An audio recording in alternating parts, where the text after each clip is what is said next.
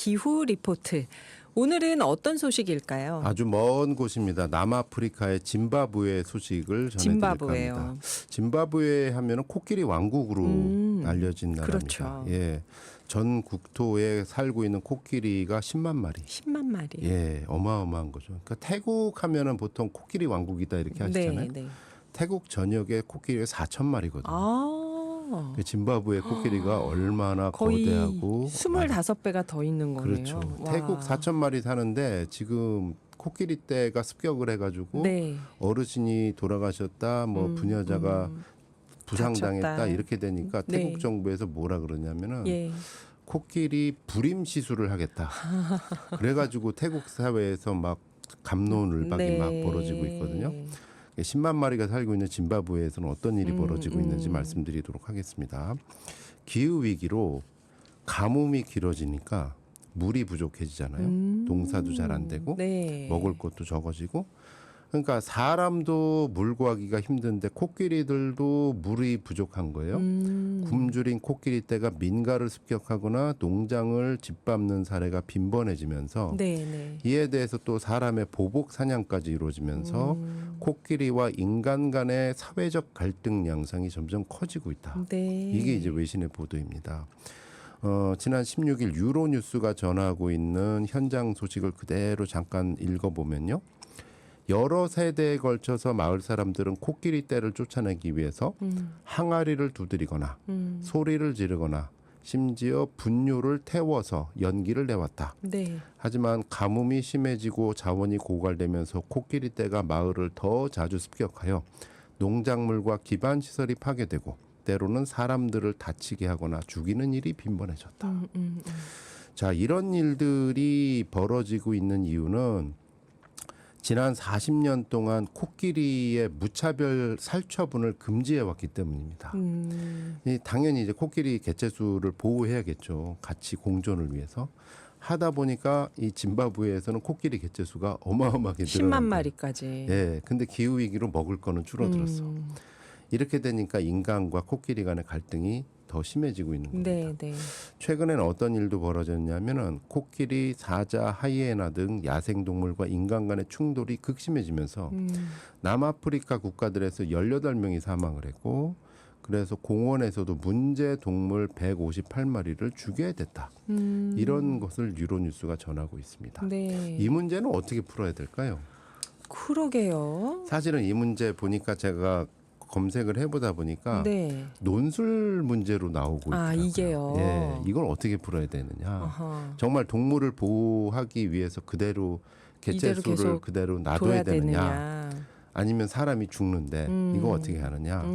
현실의 문제가 지금 벌어지고 있는 겁니다. 네. 기후위기가 심해지면서. 우선 이런 해법이 있습니다. 그 현장의 짐바브웨 동물단체들은 GPS 추적 장치를 채웁니다. 코끼리 목에. 네. 그래서 코끼리 떼 이동 경로를 미리 파악하고 그래서 마을 사람들의 대응을 빠르게 하는 거죠.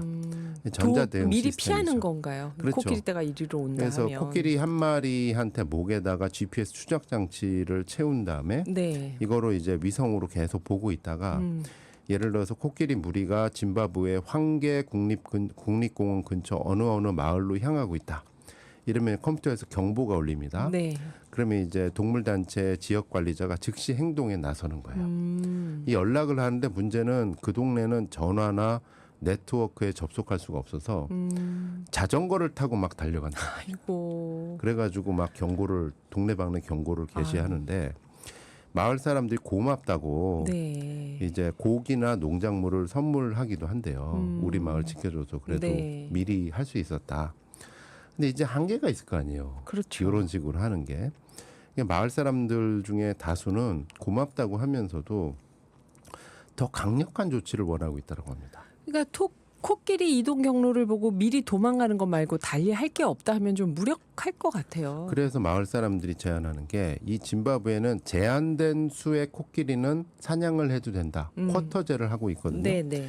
이 쿼터제를 좀 늘려달라.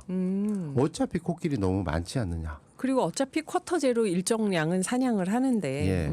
근데 이제 문제는 쿼터제를 늘려야 된다면 코끼리 사육을 합법적으로 늘리는 게 되잖아요. 네. 정부에서. 네. 그러면 이제 국제적인 논란이 일고 있잖아요. 예. 실제로 외교적인 논란까지 있었습니다. 근데 이거는 짐바브웨에 사는 사람들이 결정해야 될 문제 아닌가요? 어떤 외교 문제일까요? 어떤 문제가 있었냐면 작년에 혹시 그런 기사를 본 적이 있으실 거예요. 짐바브웨에서 가뭄 때문에 가뭄이 너무 심각하니까 이 지역 주민들이 굶주리니까 네. 그분들의 식량으로 코끼리를 사냥을 허가해줘가지고 코끼리를 먹게 했다. 이런 외신이 나온 적이 있어요. 네, 네. 근데 이제 그 짐바브웨에 사는 분들이 아닌 그냥 우리 같이 밖에서 보는 사람들 입장에서는 아이고 기후 위기가 아무리 심해도 그렇지 그 코끼리를 먹냐? 보호 동물을 네, 죽이냐? 보호 동물을 먹냐? 이렇게 되는데 예. 짐바브웨 입장에서는 뭐라 그랬냐면은 예. 독일하고 영국이 특히 이제 반발을 했어요. 반발이 되게 많았거든요. 그러니까 보츠와나 대통령이 공식적으로 이런 말을 했습니다. 네. 자, 그러면 독일에 우리의 코끼리 2만 마리를 선물로 보내주겠소. 그렇죠. 베를린이나 이런 데 거리 다니게 해라 코끼리를. 네, 그리고 영국 하이드파크에 우리의 코끼리 1만 마리를 보내주겠소. 그래서 당신들이 우리한테 말하는 동물 보호 방식 그대로 한번 당신들이 코끼리 떼와 함께 살아보시오.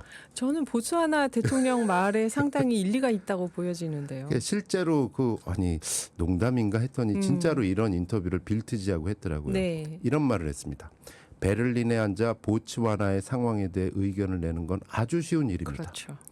우리는 이 동물을 전 세계를 위해 보존하는 대가를 치르고 있습니다. 이런 얘기를 했어요. 구구절절 옳은 말씀 같은데요. 그럼 이 문제를 어떻게 풀어야 될까 네. 하는데 코끼리 보존의 역설이라는 이론이 있습니다. 어떤 아주 걸까요? 재밌는 실험인데요. 네. 국제사회가 1989년부터 상하 거래 금지령을 발효시켰어요. 더 이상 코끼리 죽여서 상하 내다 팔지 말아라. 그때 너무 많이 죽여서 멸종위기가 있을까 봐 이랬던 거 아닌가요? 그런데 23년이 지난 후 전혀 뜻밖의 결과가 나왔습니다. 그 상하 거래를 금지하고 코끼리 사냥을 금지해온 충실히 금지해온 나라가 케냐하고 탄자니아인데 네. 여기서는 코끼리 개체수가 오히려 줄어들었어요. 반면 코끼리 사냥을 쿼터제를 예. 일정 정도 허용을 해온 짐바브웨와 남아공에서는 코끼리 개체수가 너무 늘었습니다. 이거는 이거는 뭐죠? 짐바브웨에서는 쿼터제가 있으니까 네. 일종의 지역 주민들이 연간 이 정도는 사냥하면 되겠구나. 라고 하나의 농사 개념으로 보는 거예요. 코끼리를 기르는 걸. 근데 코끼리가 다 죽으면 안 되잖아요. 네. 그러니까 지역 주민들이 오히려 밀렵꾼을 쫓아냅니다. 아하. 너희들은 우리 영토에 오지 마. 아하. 그래서 지역 주민들이 오히려 지속 가능한 보존을 한 거고 케냐나 탄자니아에서는 상하 거래를 금지시킨다고 금지가 되나요? 그렇죠. 거기 군벌 사회도 있고 지역 토호도 있잖아요. 상하 값이 더 올랐어. 금지시키니까. 그래서 밀렵꾼들이 보이는 대로 싹쓸이 해가지고 예. 오히려 개체수가 줄어들었다. 그리고 이 밀렵꾼은 아프리카 바깥에서 들어가기도 하니까요. 그래서 코끼리 보존의 역설인데 여기서 나오는 건 진행자님이 짚으신 것처럼 네. 아무리 좋은 보존의 원리도 예. 지역 주민들과 함께하지 않으면 이루어질 수가 없다. 그렇죠. 이게 지금 짐바브웨 코끼리 보존의 역설이 알려주고 있는 것 같습니다. 어떤 결론이 날지 계속 지켜봐야겠네요. 감사합니다. 오늘도 다른 데서 못 듣는 소식 노광준 PD였습니다.